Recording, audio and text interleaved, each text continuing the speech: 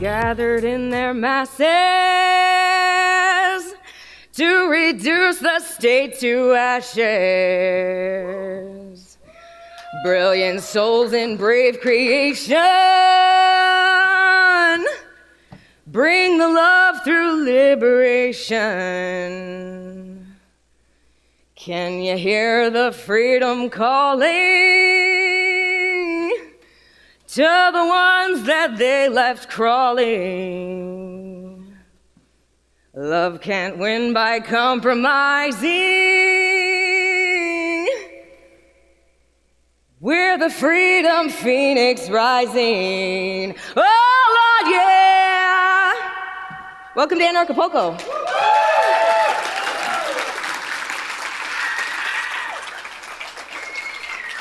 First of all, huge round of applause for Benny Wills and all of the speakers here. They are crushing it. And to be fair, most of them are a little stressed out and sleep deprived.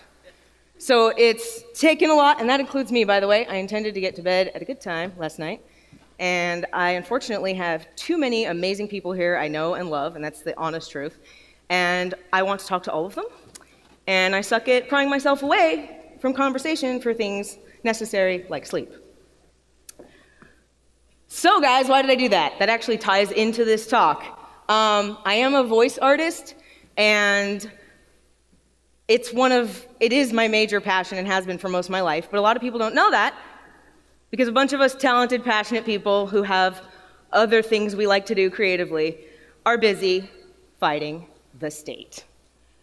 And it sucks that a bunch of us are, in a sense, not really living up to things and passions that we ought to be doing and channeling through our lives because we feel distracted, or we're having financial hurdles, or we're having stress thrown our way because people around us are struggling and suffering, and the state is coming after us, right?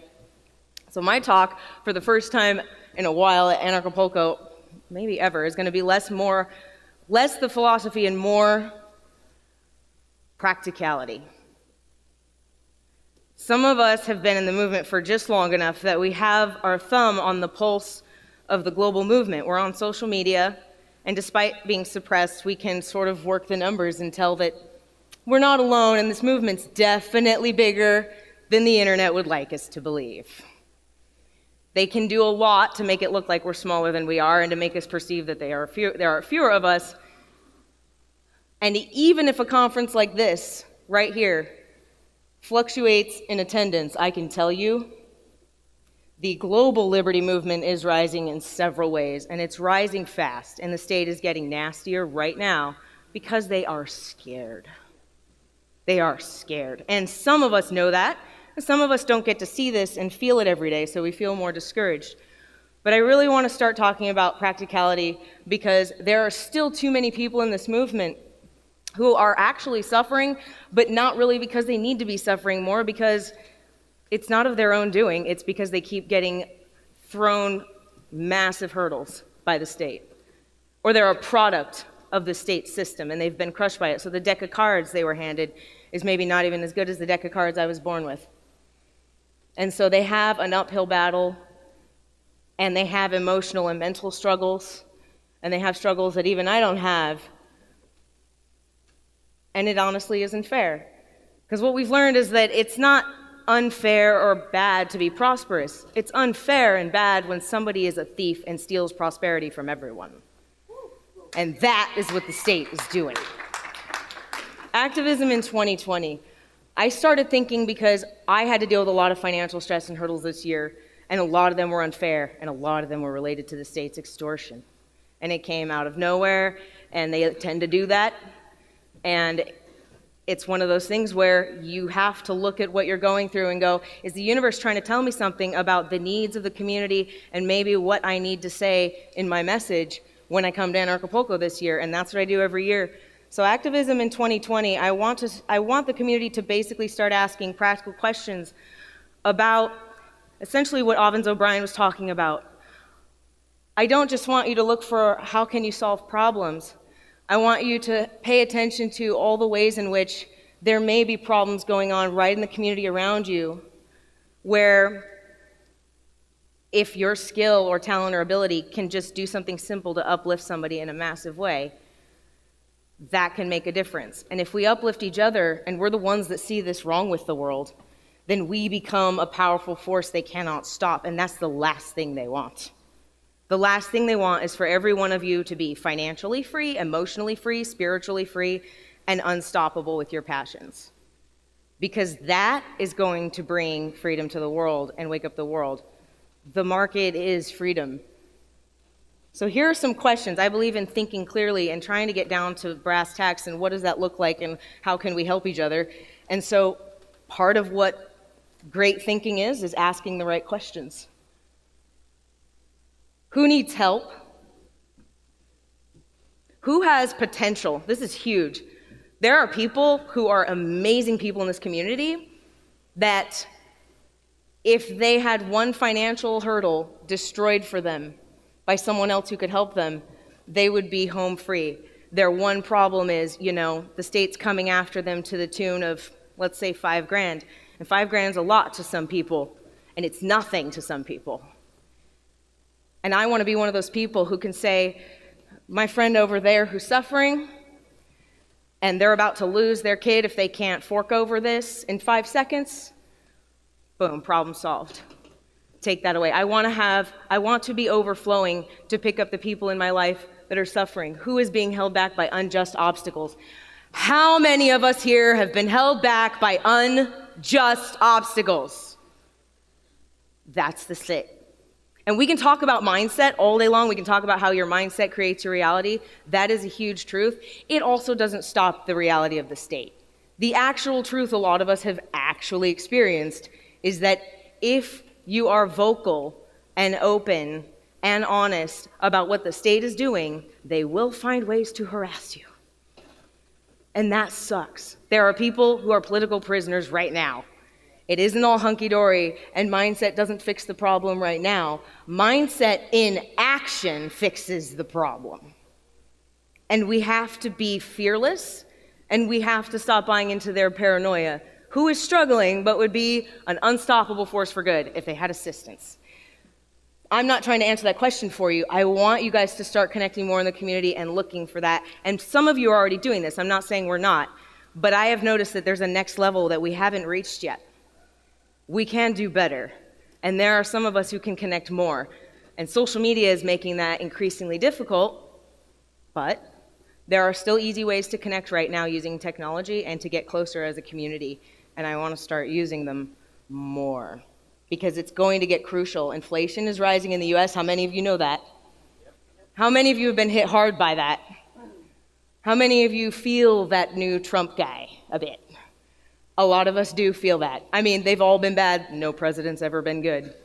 But we're all feeling how bad it's really gotten if we're in the US. And everyone else is feeling the pain of the US's foreign policy. So other countries aren't necessarily doing better.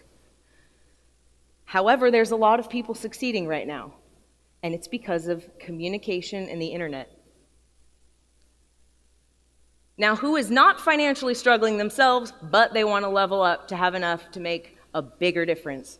Some of you may be here, and that's you. You're like sort of in the middle. You're not really financially struggling at all, and you just don't quite have enough extra to be doing more, but that's what you want. You want the next level. When I say this starts with us, and this starts with all of you, start asking yourself how you can serve harder, not in a way that runs you dry, in a way that livens you up and brings out your passion, but is serving the people in the community where it is an awesome trade-off and the energy of both of you being exchanged through that, whether that's a cryptocurrency or dirty US dollars, either way, you're channeling that monetary value into something that's good and uplifting both people who are powerful, moral, and going to try to lift up others with that wealth. And that is what this community needs. And I'm going to go into the psychology of wealth a little bit more because I've still been cleaning out my own leftover state programming that teaches me to not step into my value, because that's what the state doesn't want. The last thing they want is for everyone here to realize that if you're a moral and good person and you see people suffering, you have a moral duty to have a lot of money, not to hoard it, but to keep it flowing. Because that's our duty. It's not about the money. It's about I have a duty to do everything in my power to start making a difference in people's lives around me. And that is where this starts. People aren't going to want to listen to you if they're busy struggling and trying to put food on the freaking table. First, you have to get your head right and see clearly. Place blame where it belongs. No, it's not always your fault. So the people saying, well, everything that's happened to you, you directly created. Nah, it's not true, because we're all individuals and we participate in reality. Tell that to Larkin Rose, my husband, because an entire jury of complete nitwits made sure he was thrown in a cage for 15 months for a misdemeanor, willful failure to file. That was not his fault, and it was, in a way, he played a role. He told people, I don't expect this to go well, don't do what I'm doing, but watch what they do, because it's going to reveal what they are. And he threw himself under the bus. He knew full well it could go really bad, and it did. And the jury, the prosecutor went between him and the jury, wouldn't let the jury talk to him, wouldn't let him talk to the jury, demonized him, and they had to bring in the one prosecutor everybody knew is the guy you bring in when you don't have a case. You just demonize him. And respectfully, that wasn't just all about his mindset. It took their role in that. Those human beings chose to incarcerate Larkin. They chose, a group of really nasty human beings chose to beat up and harass and incarcerate Sherry Peel Jackson, who's, by the way, wrapping up this whole event. And her and Larkin are both 2 people out of 3, the third is Wesley Snipes, who've ever been imprisoned for a misdemeanor. And that's actually illegal by their own rules. I want people to think about this because thinking about the harsh reality makes it so we're more effective at actually solving the problems. Trying to pretend that everything's fine before it is doesn't really work. And a bunch of you already know that, but some people need to hear this and be reminded of this. You are way more powerful than you realize. The truth is that they are scared. They put out their own superhuman, omniscient, godlike power propaganda to make you feel like they will always be in charge, they will always be around, and they always are watching and know what everyone is doing. That's not true. The evidence actually doesn't match that. The last thing they want is for everybody to just get serious about leveling up the world around them. First, take care of those closest to you and those that you feel you should fund. Go after that. If you have a calling or a direction or you see somebody doing something amazing in this community, fund them. Don't go do a job for a paycheck for an impersonal they that you don't know if you don't have to do that. Look for a way to trade value in a way that levels you up and levels up the other person in this community, because there are hundreds of thousands of us minimum. If not, we're already up to a couple million globally. So there's a lot more of us than we realize. And I have a math brain, so some of you know exponential math and you understand the spread of ideas on the internet. They're not stopping this. They can only make it appear to each of you like maybe they're more powerful than they are, and that's their whole game. Lots of us see our friends and family struggling and suffering around us daily. This is me. How many of you is that? How many of you see people around you suffering every single day? How many of them are products of their situation and this system? It's not really their fault. Did any of you consent to a social security number and a birth certificate? Because I didn't. Can't consent if you're a little baby. Some people had that choice and their parents said, you can choose to get that later on, but almost nobody in the United States did that. There are people suffering around us, and they're at different economic levels. Some of them are at that bottom level where they're making minimum wage. Maybe that's all they've ever made. But they have artistic talents. They're not super entrepreneurially creative or next level yet because they've never been given that thought process or shown that. Nobody's modeled that for them. And conversely, we all know the state indoctrination crushes the spirit. That's the whole point. Do this or else. You're treated like a prisoner, and that crushes the spirit, and it trains you to repeat answers and not think. So a lot of them literally are not used to thinking innovatively and outside of the box and creatively. They do know they have passions, but they don't have the monetary know-how yet and smarts to go, how do I level myself up and bootstrap myself into lots of money? And it's not that they're not smart enough to know how to do that. It's that they need some guidance, and they need a few of their relatively small hurdles removed. Hurdles that to someone else wouldn't be big because maybe that person is, maybe they're already a crypto millionaire or something, and so they're doing really well, and good for them. But those people are helping level the rest of us up because a bunch of those people are looking at the people in the community and saying, if I fund this person has so much talent and so much creativity in their pinky, they're going to blow up and create waves of amazing, powerful, good, loving influence. And that is what we need. So I'm going to go through a few people. You may know this girl. You may not. She's never been to Anarchapulco. She's a friend of mine. She was a cop block chick. How many of you know what cop block is? The cop block guys. A few of you. There are people that literally went out and filmed police and tried to hold them accountable. And she was one of the founders of one of the cop blocks, and she got famous in her community, was on the news for basically breaking the law or having a problem in the community because she dared to, get this, garden the wrong way on her property. Yes, there is clips of this girl on a local news channel, I think somewhere in Missouri, and I may be wrong, but I've met her in person like maybe twice, and we've been friends for like 8 years online. Like, we've been friends for a while. She just launched bonesapothecary.com, and she has been under so many hurdles this year, it's unbelievable she's still standing. Right after having her 5th child, she realized she was pregnant with twins. Or no, her 4th child, she realized she was pregnant with 5 and 6, found out it was twins. But at the same time this was happening, her daughter was basically stolen in the night by a psychopath that she had once met and knew. And then that daughter ended up in the hands of the state, and the state put her through a several-month-long rigmarole to get her daughter back. And her daughter was living with a weird foster family for like several months, and she had to fight them and didn't know if she was going to actually get her daughter back. And she's been under massive financial stress, and her solution to that is, I'm going to serve people harder. She's like, you know what? This is what I can do to lift my family up. I can make money, but be serving the community. They need Kratom. Kratom is saving people from addiction, especially heroin. The state hates it already. It's still something that can be shipped, though, and sold. And so she's doing that, and she wants anarchists to buy from her. So this is my version of lifting her up.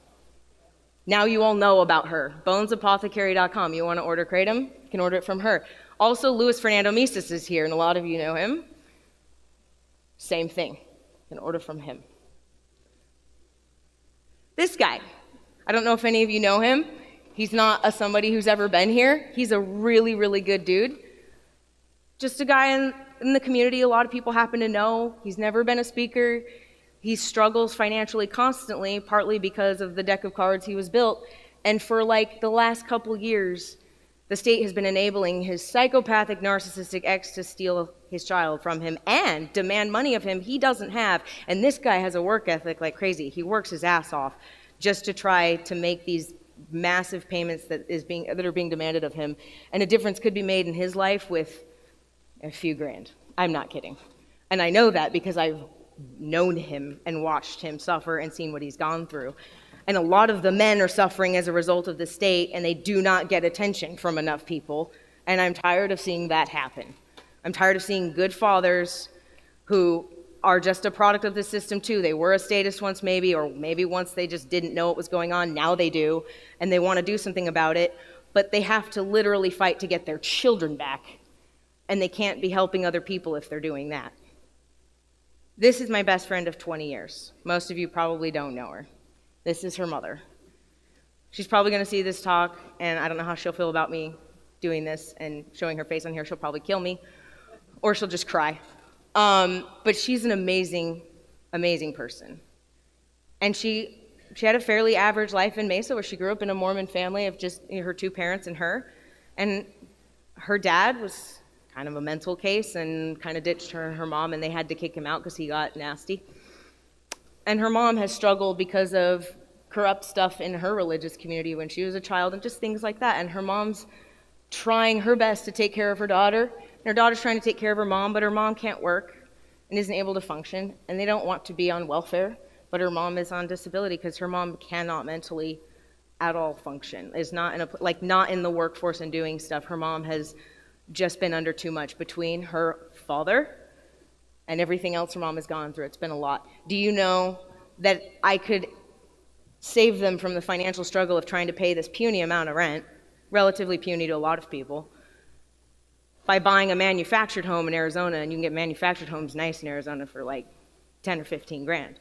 Again, to millionaires, that's not a lot of money. And if 15 grand makes it so somebody at least doesn't have to worry about housing when they're just not really capable of doing that, and they're not going to be capable of doing it for very long, I want to do that. So that my best friend, whose only favorite person she has left in the world, she doesn't have to worry, I have to try to take care of my mom, and I don't have the mental and emotional tools to do that either. She's an amazing, amazing person with a beautiful personality, and she's creative as frig. She has her own little thing she does where she paints, and she goes out on the street and she sells that to people. And she tries to serve the community with her art and her passion because that is what she knows and what she's good at, and she's really good at it. And she tries to do her best, but if you don't know anything about marketing and you're not an entrepreneur really, like you've never done this, I fully admit, you might just go, well, I made a website, how come nobody's coming to it? A lot of us know that just because you have a website doesn't mean there's traffic going to it. You can create a website, that doesn't mean people see the website. She made a website, put her stuff on it, and a lot of people don't know it's there. And if you go to her Facebook page, her name's Jessica Bartlett, and she spells her name weird. It's Jesyka. Like a lot of us, she's a unique, freedom-loving bird, and she created her own spelling of her name late in life, and it stuck because she said it would. So her name is Jesyka Bartlett, and she's on Facebook. She's a very recognizable face. And if you go there and scroll through her posts, you'll see that she's posted her store link, and she has her art. And I'm tired of seeing her struggle for reasons that aren't really her fault either. I'm tired of watching her fight with her own mental and emotional and financial issues, and I'm tired of not being well off enough myself because of the state's hurdles to help her.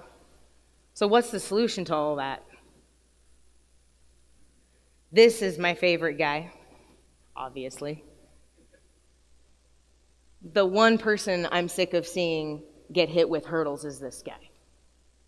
He was put in a 15-year deep financial hole by the state that he has been busting ass to climb out of by only serving the community. Because the state basically said, like, you can't really go and make money anymore. Like, we put you in this hole, and he's not going to go work for a corporation. Everything he does is entrepreneurial. He can still scale a pine tree, no problem, and he's done tree work for 20 years. He will do tree work. He will produce books, podcasts, do interviews, do the Mirror Project in Blender, which is a very complex program. He's a musical composer, and he's really good at it. He was paid a couple Bitcoin a couple years ago just to do an 8-minute long musical composition for the Philosophy of Liberty video, and it ruled, and he did that faster than any famous composer I know composes, by the way. There are people who don't know how talented this man is beyond the awesome talent he's produced for the community in the form of Candles in the Dark, our workshop, and all of his books, and all of his talks, and all of his videos. He's done most of that himself because he doesn't have other people like able to do it for him. He can't also pay a bunch of people and outsource it, and he doesn't want to. He wants to be authentic and do what he's good at doing for the community. But a lot of people don't actually know about the hurdles that have been thrown at him. They don't actually know that he's had his savings wiped out multiple times by extortion. And it's not because he's in their system. It's not federal income tax extortion. It's the fact that he's taking care of a property that his family lives in, and he still has to cover the expense of that property, and property taxes in Pennsylvania are not good. And when the state suddenly says, oh, that house that your family lives in and that your people are renting from, we're just going to take it if you don't quit, give up this money right now. Thousands of dollars. He's been doing a lot better in the last few years because gradually he's been climbing out of that hole, and it's because his service to the community has gotten the community to respond and to help level him up. But we're not there yet, guys. We are so close, but we are not quite there, and that's why I'm doing this talk. So let's talk about that thing the state loves to steal the most, our value.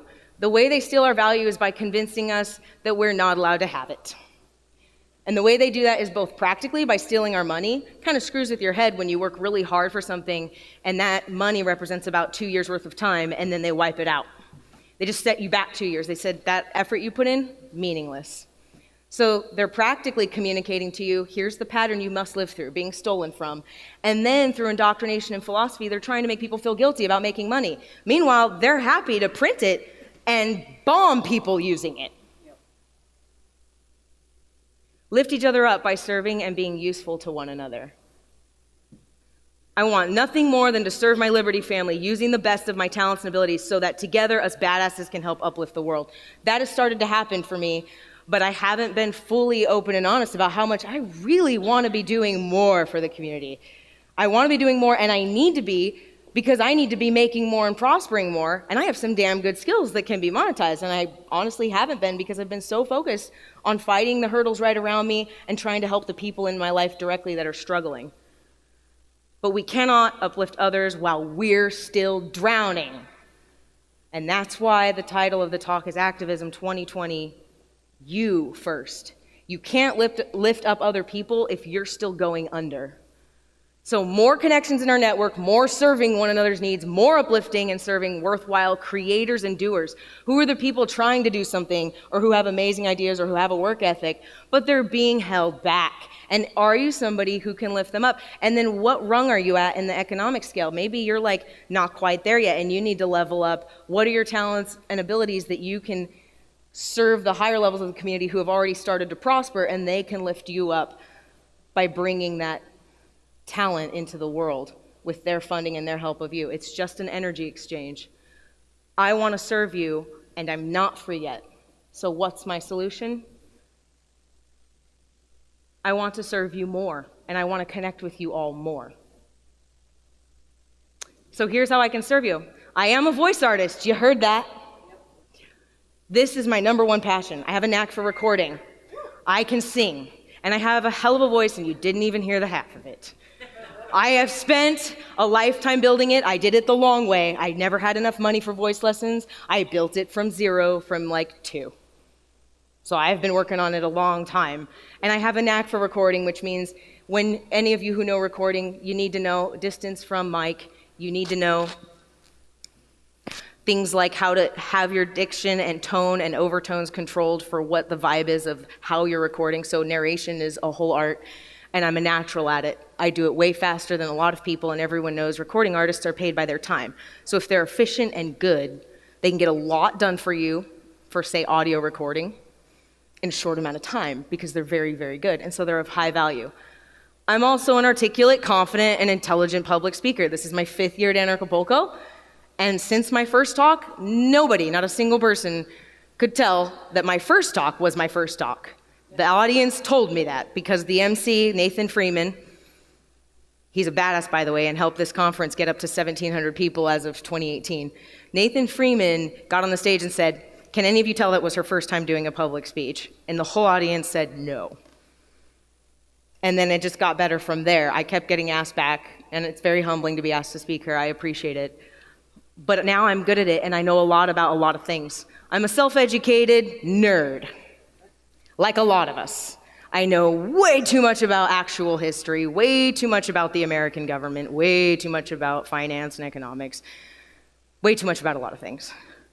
I know a lot about health and wellness and physical fitness. My body is my testimony. For several years, I have maintained this even through a lot of stress, and when stress is on you, it is that important, most of all, to try to keep your habits in gear. If you don't have good habits, you will crumble. Mental well-being and self-help. I suffer all the time. I'm just one of those people who's strong, and strong means you can perspective shift really fast. That's all it means.